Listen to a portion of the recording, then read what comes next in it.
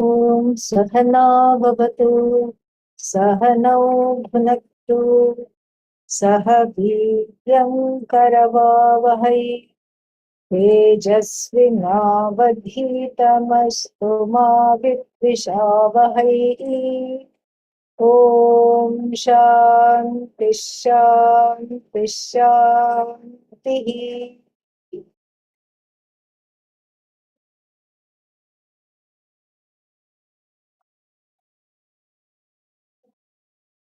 Let's see where we are in the text. Shama and Dama. We have been talking about that at length. Dama, just to summarize, is the ability to manage the organs of action, because they are the first level of engagement with the world, with others, and also with oneself. Sometimes one hits somebody else. Sometimes one is so frustrated one hits one's own head. That is also that also has to be managed. And then related to that, in fact its twin is Shama, resolving the issues which cause one to literally act out. What is it that calls one to act out? The management of that is called Shama. That is Shama. But not just management, the resolution. Because Shama is the lack of Shama, the Antahkarana, the inner instrument, is the, what is that called? Is the raw material for Dhamma. There is the raw material for acting out. The raw material for acting out is already there within. And the raw material is the unresolved mind. The mind that is full of doubt, despair, and raw impressions from the unconscious, subjectivity. So that is that kind of inner instrument, that kind of a thing is the one that gives fodder, fuel.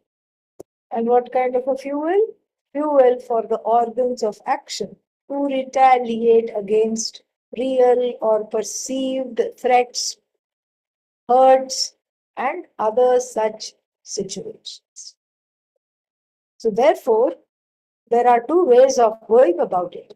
Either one sits down and resolves whatever is within, and therefore the organs of action are rendered mute.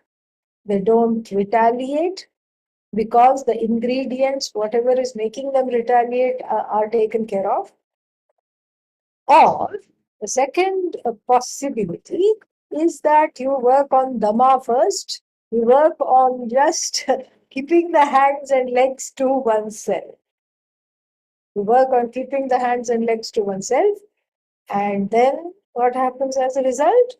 As a result, then one takes care of whatever is inside, or you can do both at the same time. It doesn't matter as long as it is done. That is the idea. So these are the twins, Shama and Dhamma. And so this is, and we can see very well how it is connected to as a qualification for gaining this knowledge.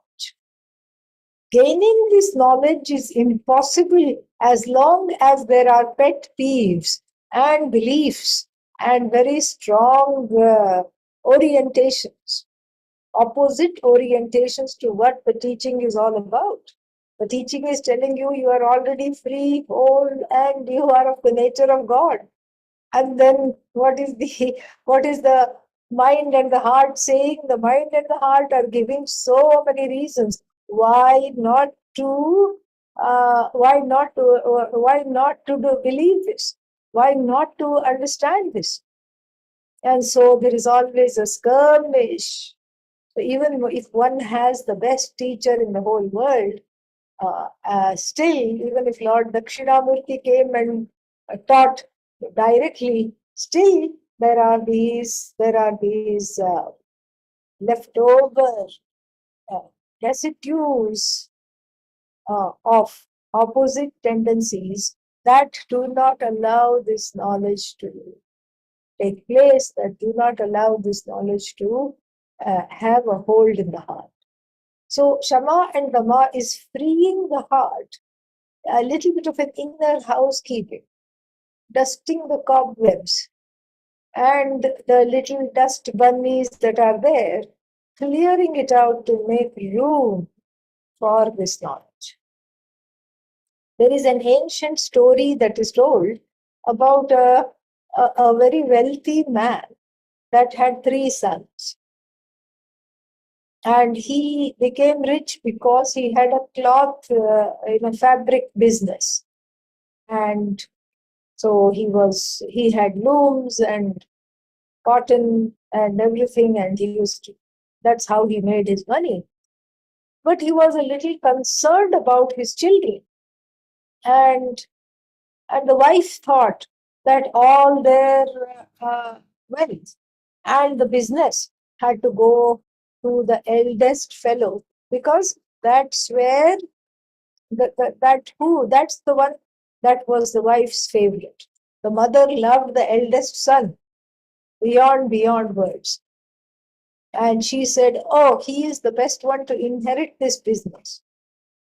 And the father said, "I don't think so." "Prove it to me," she said. "Okay, so we will have a test for them." So each of them, he bought a house. And then he said, "I'm giving you 1 week to fill it up with something nice, something useful, whatever it is. And then I will come and inspect it. And based on that, I will decide um, who to leave the business to. We will decide." That's what he said. And then the eldest son filled it with cotton, bales of cotton, big shelves of cotton, all kinds of things, cotton, yarn, cotton, cotton, cotton, cotton. And the middle son filled it with all the machinery, the looms and everything that was needed to spin the cotton. And then and each of them, he gave a little bit of spending money, very little, just to fill up this house. And then we'll come and decide. And so the third one was little bit in a fix. What can I fill it up with? What should I do? What should I go about? How should I go about this? And he also saw that his eldest and his middle brother had shifted all the things from the factory to their houses and filled it up with cotton and the looms and everything, equipment. So he said, "What should I do?" So he just decided to clean the house thoroughly and invest in some interior decoration and buy a nice Ganesha idol and then some flowers and he constructed a nice altar, a little makeshift altar, and had some places for the guests, his parents and his brothers, to sit when they came to inspect. And then he thought he will just fall at their feet and say, "I have failed this test because I really didn't know what to do. I really didn't know what to fill it with because it is already such a beautiful house and it is already full. What should I fill it with?" That's what he thought. And so the parents came to inspect the first house, and they entered it all right, but they came out asthmatic, coughing because of all the fibers and the dust generated by the cotton. And then the other place they could not even enter because there were just equipment piled on one another. And if they had entered the house, something would have fallen on them. A loom would have fallen on them, or some piece of equipment would have fallen on them. And then they came out in a hurry from the second one. And the third house, they could really sit, enjoy, have some tea, have whatever the youngest son had arranged and prepared and everything. And then, of course, the wife was convinced and she said, yes, yes, yes, I should have not questioned your judgment. This fellow is, of course, the most worthy. And so too here in matters of Vedanta and assimilating Vedanta, it's more about emptying than filling. One is already filled up with all kinds of notions, with all kinds of wrong understanding about oneself, about the world, about Ishvara, and about God. So therefore, it is about emptying, and that's really what the that's what Zen Buddhism also highlights. Empty. Zen is very, very close to Vedanta, extremely close to Vedanta. We just come at it from opposite ends. Zen talks about emptying oneself of notions and everything. And Vedanta talks about understanding one's own fullness. And it talks about emptying too. Same thing, really. And so it is in terms of matters of the heart. And matters of the heart means all kinds of notions that one is filled up with, all kinds of things that one is uh, having, and all kinds of issues, etc. It is all about understanding that each one is a notion. And it can be proven. It's a notion. Even something objective like the sky is blue is a notion from the standpoint of Earth. In fact, there is no such thing called sky, and neither is it blue. To both those notions about the blueness and about there being a sky, bye bye. It's a notion. Any kind of a little bit of a physics lesson will tell you. And neither is the ocean blue or green. And we have all these colors: Mediterranean blue, Indian Ocean blue, Pacific blue, all these things. But that is all just a play of light, atmosphere, particles in the atmosphere. That's atmospheric. That's an atmospheric illusion. And so too, it's the same thing. Wonderful sunset. Sun is not setting, so how can it be wonderful? Wonderful comes later. First, if we accept that there is a sunset, there is no sunset. It's a perception. It's a perception. And it has a certain amount of objectivity because we all share this perception. But a shared perception doesn't make it right. It is still a projection. It's a collective projection because we cannot dismiss what we see. And so we can wax eloquent about, the evening is spread against the sky like a patient etherized upon a table. This is T.S. Eliot. The love song of Alfred J. Prufrock. There is one poet. So this is from his poetry. So you can wax eloquent, you can compose lots of poems about sunset, you can enjoy the sunset too. It's not that you become a wet rag and say, oh, there is no sunset and I'm not even going to look at it. You can take photographs, you can have a fun time.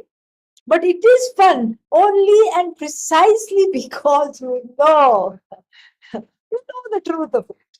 That's why it is fun. When you know the truth of anything, then the projection becomes fun. You can enjoy it. So this is the word is mithya. All these projections, these dependent reality, whether the reality depends on a pair of eyes or whether the reality depends on so many things, still cause effect like this, still it is called mithya. There is a difference between the mithya that is between an empirical mithya, meaning like the sunset and like so many other optical illusions.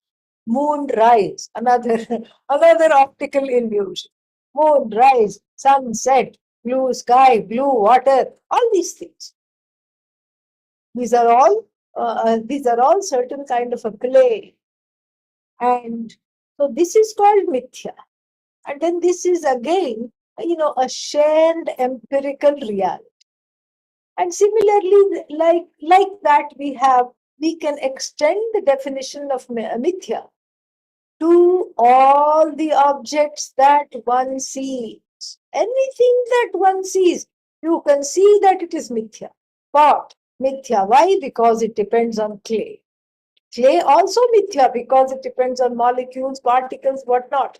Whatever you say, you see that.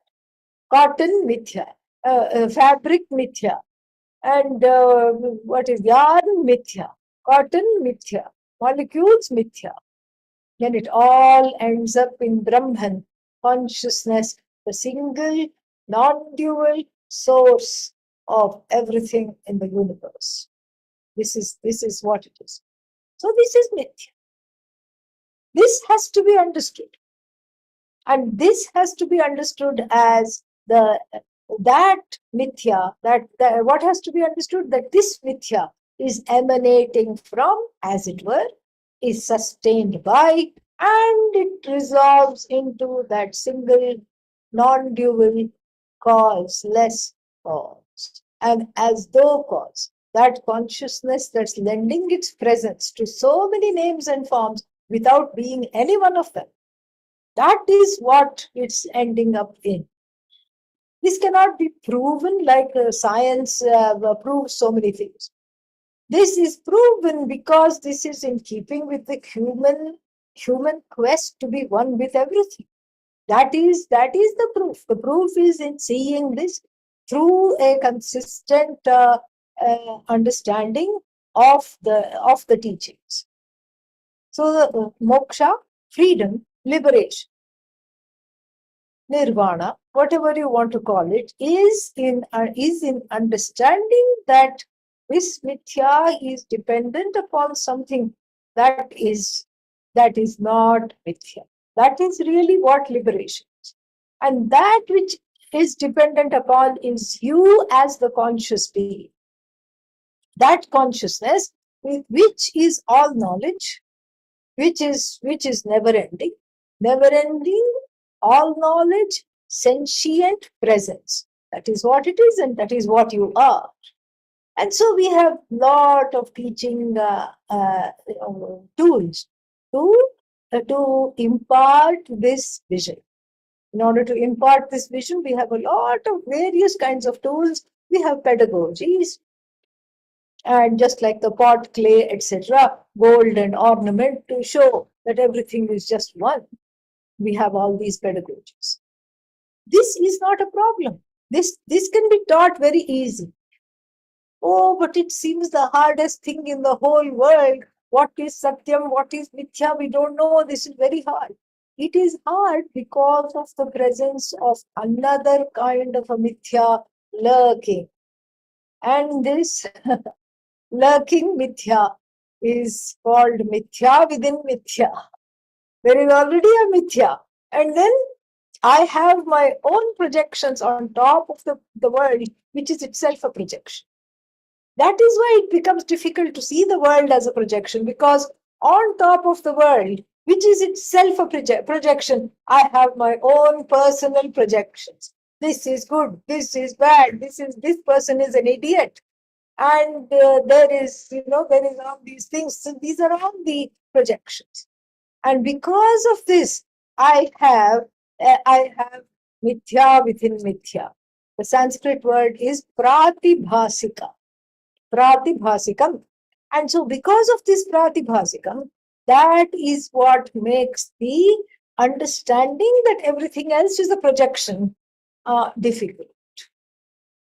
Because of my own insecurities, that is mithya within mithya, and my own sets of beliefs, strong notions, convictions about wrong things, etc., etc., etc. And so this is exactly the problem. So what to do now? Tackle the mithya within mithya. That is what to tackle. You cannot You cannot become blue in the face by keeping on proclaiming the sky is not blue, sky is not blue. That's useless. Whether the sky is blue or not, it's not harming you. You stop getting in the blues. That's what it is. That's what it's all about. It's an inside job. It really is all about oneself. No one in the universe, no thing, no person, no event, no situation, no place, no time is capable of making you unhappy. The seeds of unhappiness, the seeds of despair, the seeds of sorrow are because of this mithya within mithya. Seeds of sorrow are because of wrong notions one suffers. And the inner house is filled with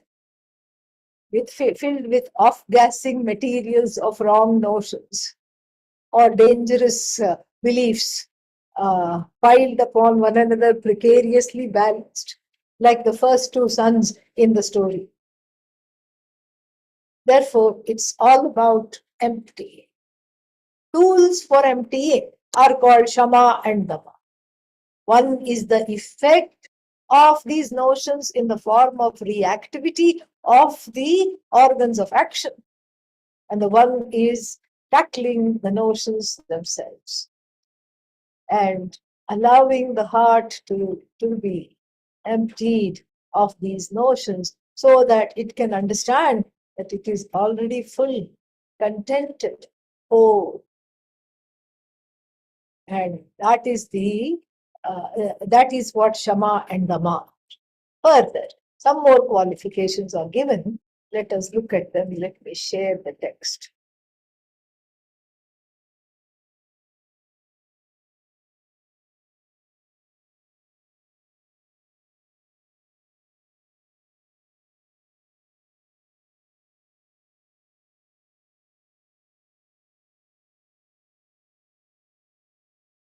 Verse number 7.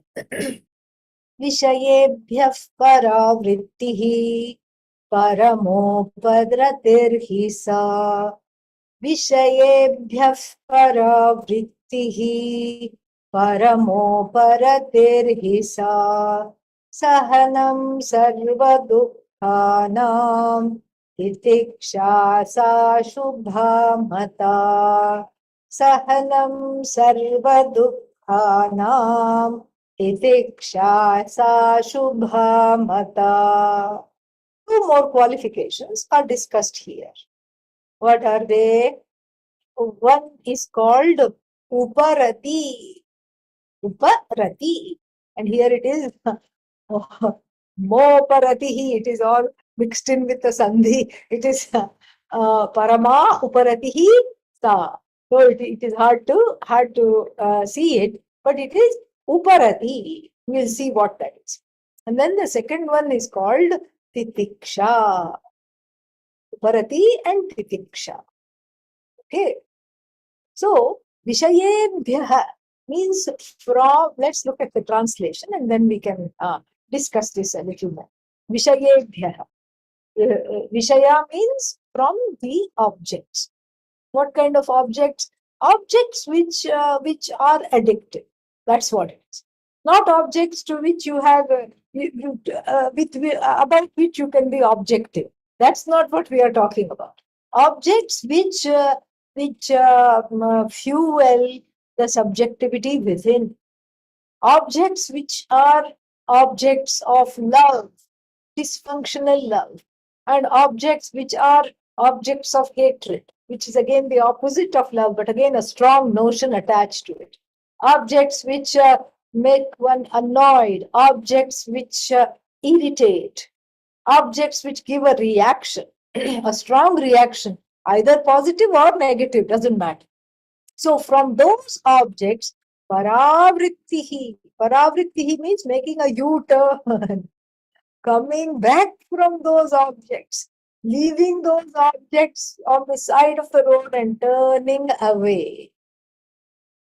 It is a metaphorical turning away from environments that are addictive people that are addictive, objects that are addictive, situations that are addictive, places that are addictive. Why? Because that addiction is the cause of sorrow. And why is there the clinging? The clinging is there because there is this feeling that this person, this situation, this object can complete me. I am insecure. That is the premise, the belief. And so, if I have such and such a thing, if I have such and such a person, that will help me. That will complete me. Wrong, because you have tried it. We have tried it. We have tried everything. And nothing, you can enjoy the objects, but that will come later. When there is freedom in the heart, everything can be, lovable, and everything is enjoyable because you know it is mithya. Here, the mithya is taken for the infinite Satyam. And so that infinite being oneself, it is that, it is a problem when I constantly want to make the finite into infinite. This is the problem. So Vishayebhyah paravrittihi, returning again and again, coming back from the objects that to which I have a with which I have a dysfunctional engagement. Those are the objects that are being talked about, not anything else.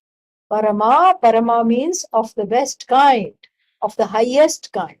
Uparatihi means letting go. This is the best kind of letting go. Sa, feminine, because Uparati is feminine. And so let us discuss this before we come to the next one, which is called Titiksha. So this is a very wonderful form of letting go. Wonderful form of letting go, mentally just giving up the addiction to all kinds of situations, all kinds of things. Giving up the addiction, giving up the addiction, giving up the addiction. Turning away. This doesn't mean that you don't enjoy things in life.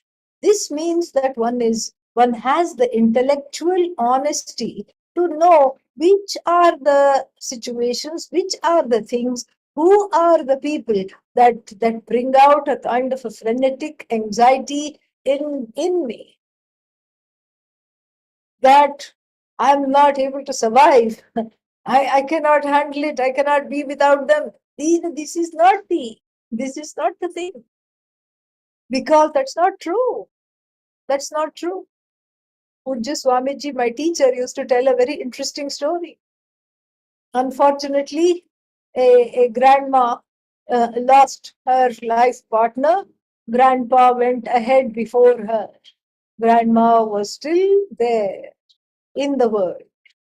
And at first she said to Lord Yama, what did she say? She said, "Oh, you idiot, how could you have taken him before me? We've been married for 70 years and you took him before me. How could you do that? How dare you do that?" And she said, I don't have any reason to live. Even though she was relatively healthy and relatively okay. She said, I have no reason to live. I don't want to go on without him. I can't go on without him. Crying, she woke up the next day after the funeral. Crying, she went to the kitchen. Everything reminded her of him. Oh, we used to do this together. And we used to do this together. We used to have so much companionship. So saying, crying, lamenting.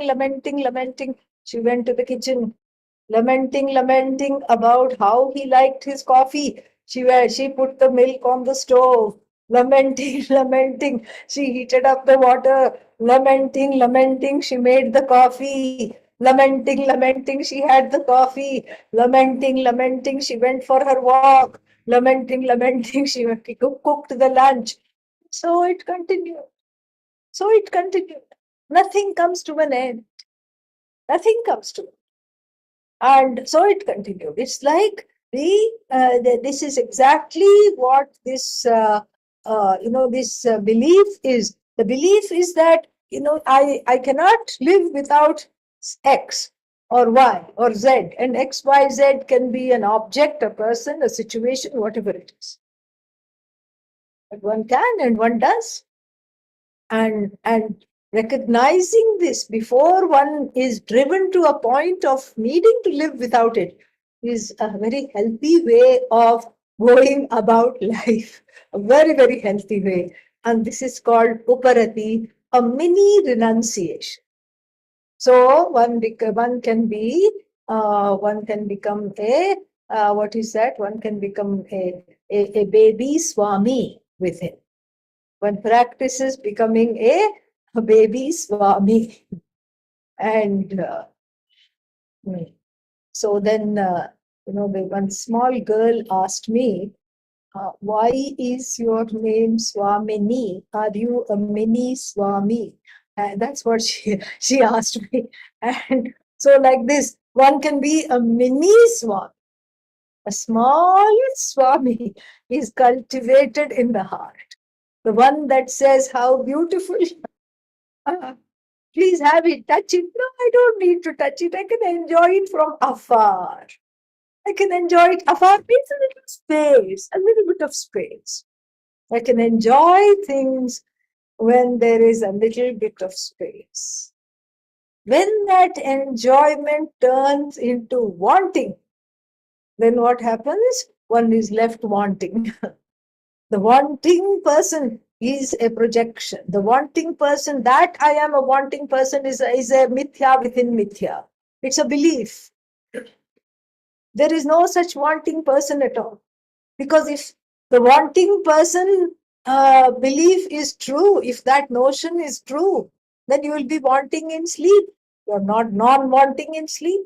You don't want anything, even if someone puts a gold biscuit or bar in your hand, it drops away. You could care less. And even if someone tells you you have won the lottery, here is the check, you could care less because you have checked out. And then even when you're awake, sometimes, some days are such that there is some grace operating over time and the non-wanting I appears. You are at peace with yourself, you are at peace with the Jagat, the world, you are at peace with everybody else. Some days are like that, and you want to extend those days. You want that day to come all the time. Day after day, you want to be in that kind of a peace. That is moksha. And we say that is the truth of you, not this wanting madness. That wanting is a madness. It's an as though superimposition on the non-wanting I, which is covered by, or as it were, by all the wants. And so the wants are interrogated here. And one, it's not that one becomes stoic or some kind of some kind of what's the word for it? You deprive yourself of everything. No. Again, here also is a middle road. Objective. When you go to a shop, something, shines and says, come over here, buy me, I'm on sale. Buy me right now. And you badly need retail therapy. And then you look at the price, which is very affordable. And then you almost put in your basket or you're taking it to the counter. Many people have done this so many times, they've told me this. And then on the way, why do I need one more of these things? Do I really need this? And then you just hang it back where it was or put it away. You just lose it on the way. This is uparati. This kind of a conversation which one has had with oneself many times in many situations, that is the beginnings of uparati. That is exactly what it is. You can appreciate it without holding on to it. You can appreciate it and then let go. Let go, let go, let go, let go, let go. And that letting go allows there to be space for that fullness to emerge. Through this internal churning of, these wants, through this systematic churning of the wants, like, do I really, really need this? Do I want this? Is it good for me? Is it good for the environment? That is also a very important question these days. Is it really, will I be able to be without this? Is it okay to not have this? Let me see what it is like to not have this. This is the churning. And so just like when you churn the milk, the butter, which is already hidden, latent, comes out. Similarly, that fullness of the Atma, the oneself, is latent, is hidden like the butter. This is a very nice imagery from the Shvetashvatara Upanishad. Just like in the yogurt or the milk is hidden the butter which comes after being churned, similarly, this kind of a churning of self-enquiry brings out that fullness, without which the fullness is there, but it is latent, it is hidden. So this is Uparati, a mini sannyasa, a mini renunciation, and again to play on the word mini, where one becomes a minimalist. So because what is a minimalist? Everything is mini, mini, mini. You want 10 things, you get one. That's it. You want 100 things, you get 10. That's all it is. 90% of the wants are hung out to dry, and they are not entertained, and not entertaining them brings up insecurity. Go back to Shama, resolving the insecurity. That is Shama, resolving that, allowing that to write it out, talk it out, and reason it out. All this is Shama.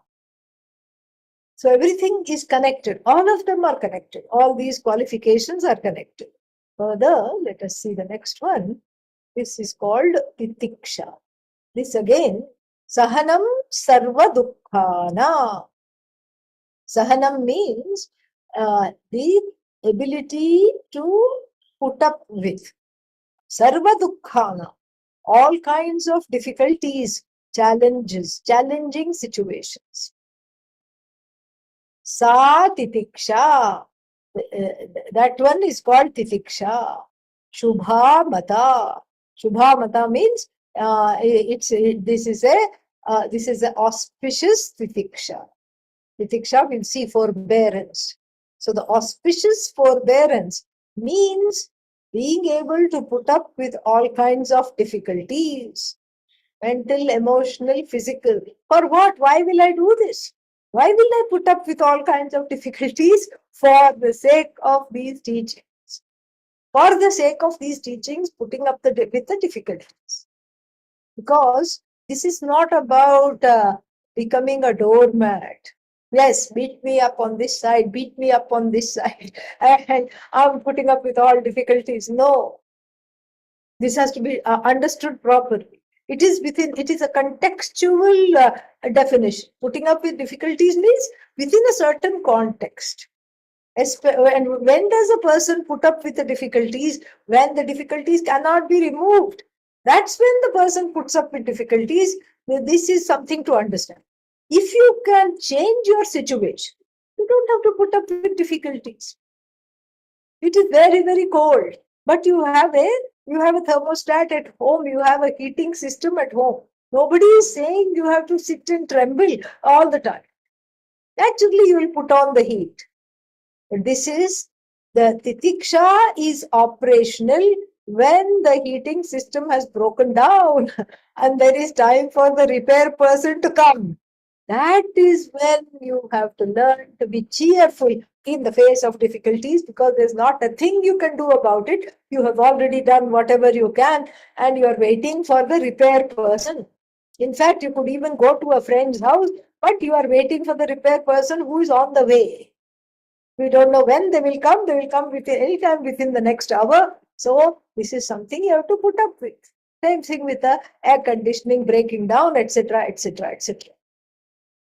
When the Uparati and the Titiksha flow together in a way, in a sense, Because when I depend on fewer and fewer things, then I am able to be cheerful despite the difficulties. And this also is like when you go on a retreat to an ashram. First, you Google the ashram to find out how the rooms are and what is the nature of the rooms. Are they well equipped? Will I? And then then there is this thing. Will I get my coffee and tea, my morning tea and coffee? So the ashrams that do not serve morning coffee and tea better have some other draw, like the Bahamas, which is right on the beach. Okay, for the sake of the beach, I am willing to forego, or I can pack it and bring. Or even if I have forgotten to pack it and bring, there may be there are certain adda means little joints that seasoned visitors to the Shivananda ashram will know. Oh, there is a Starbucks right there. And it's very funny because near every Shivananda ashram, there is a Starbucks. I think that it must be deliberate. It must be really deliberate. Some enterprising person has taken up a, franchise and started a Starbucks. I find this near Yoga Farm also. It is there. And you go to Yoga Farm, and then, I'll find some of the people are driving with me. And suddenly they are lost. What happened? They come a little later. First trip, they wouldn't tell me why they are coming a little later. I thought, oh, maybe they got lost or something. No, no, no. They went to Starbucks, which is again like the last exit before you take a turn into the into the yonder, into the wilderness of the ashram. Same thing in Bahamas. There is a Starbucks. You can enjoy a walk on the beach, get your favorite brew, and then come back. Same thing everywhere. And so like this, people suss out all kinds of things. And then supposing there are surprises. Here, everything is this is America, and you're able to control everything, and you can do this. But then there is a tendency to ashrams are again minimalist places because that's where you are taught that you don't need anything other than yourself to be. But people people don't even want to engage in that teaching. People want to, is there Wi-Fi streaming right into my room? Then only I'm coming. Yeah, it isn't not a hotel. That's what the whole idea is, to let go of the things that you are accustomed to. But no, no, no, no, no. I have to have those things. And only when I have those things, that will, that then only I will pay attention to what you have to say. And this is why the ashrams, poor ashrams, they have had to invest in Wi-Fi, they've had to invest in coffee makers and hot water heaters in every room for the tea and all these things.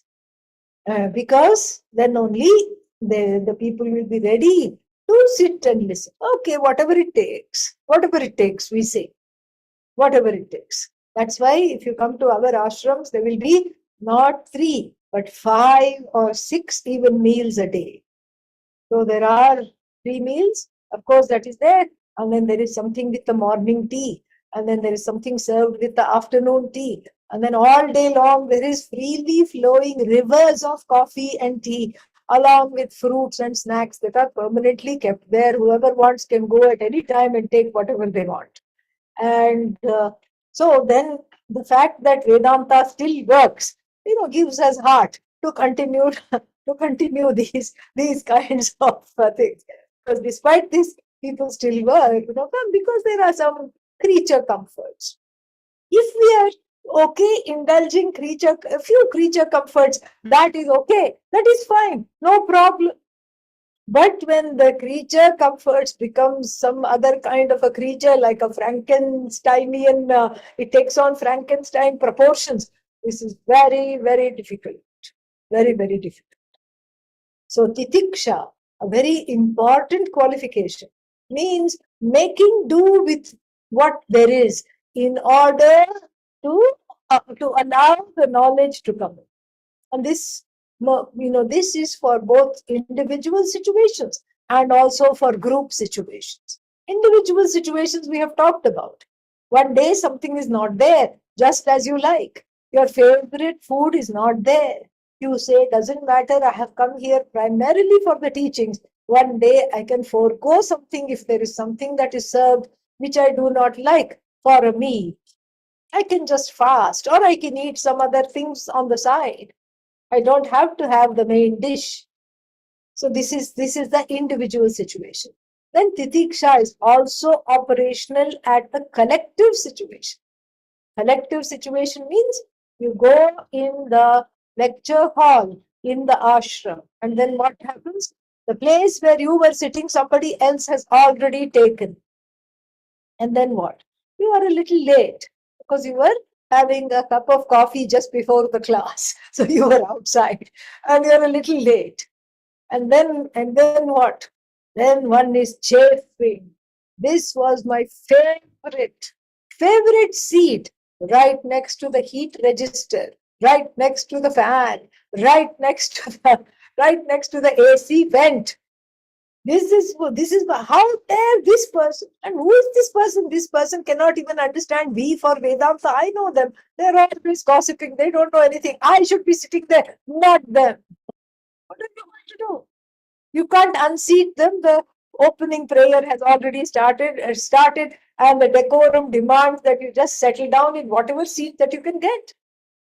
But still, one cannot listen sometimes to the entire lecture because somebody else's behavior one is lamenting about.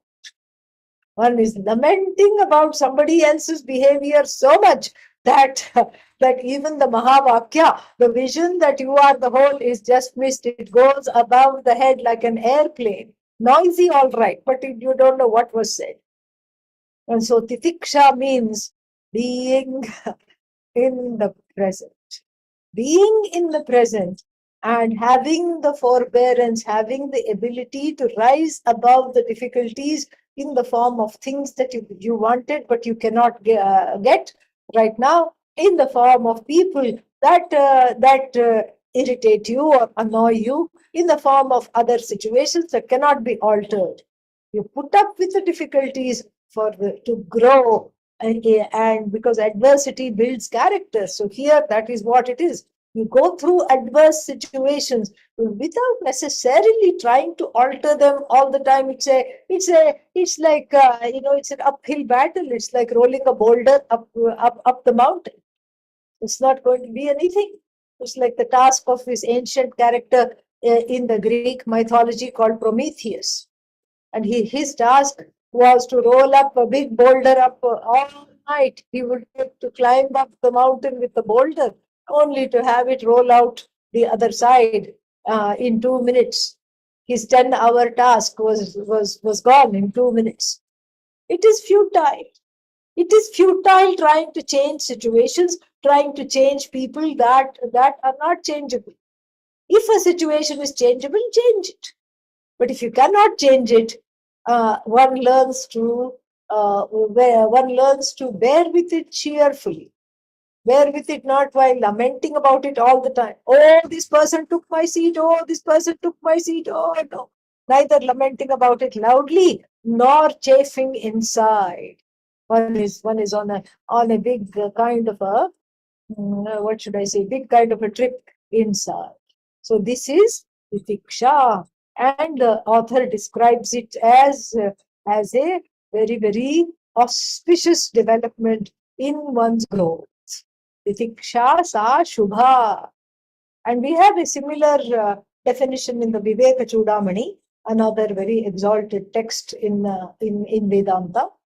Viveka Chudamani means the crown jewel of Viveka, discrimination. Very nice text.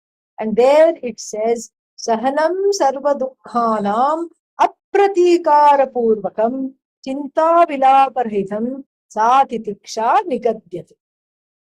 Sahanam sarva dukkhanam, the ability to put up with difficulties, mental, emotional, physical. And then what is that? Apratikara purvakam, without retaliation. Okay, if I don't retaliate, I'm eaten up inside with worry and regret. No, chinta rahitam. Okay, I lament loudly to anybody who's willing to listen. I'm ready to talk to them about it. Vilapa rahita. Vilapa is loud lamentation. Without lamentation and without internalizing that worry and getting eaten up by it. This is called titiksha. And we see how easily it is connected with self-growth. It is definitely connected with self-growth because it is increasing the threshold. Everybody has a low threshold of being able to put up with things, especially if one has grown up in a Western context. In India, if you want to develop titiksha, come to India. Yeah, and spend some months here. And the situations here will make you have titiksha. Whether you want it or not, whether you like it or not, you will have titiksha. So this is what is titiksha. And so therefore, it takes some some effort to cultivate, because of the orientation of always complaining or being eaten up alive because of one's worries, depending on the personality type. Some people are extroverted and they want to share everything. They complain on the blog, they complain on Twitter, because nobody else, they've exhausted people in their life who will listen. So therefore, they have to have all these places to vent. And some people, they don't share, but then inside they are being eaten up by the worries.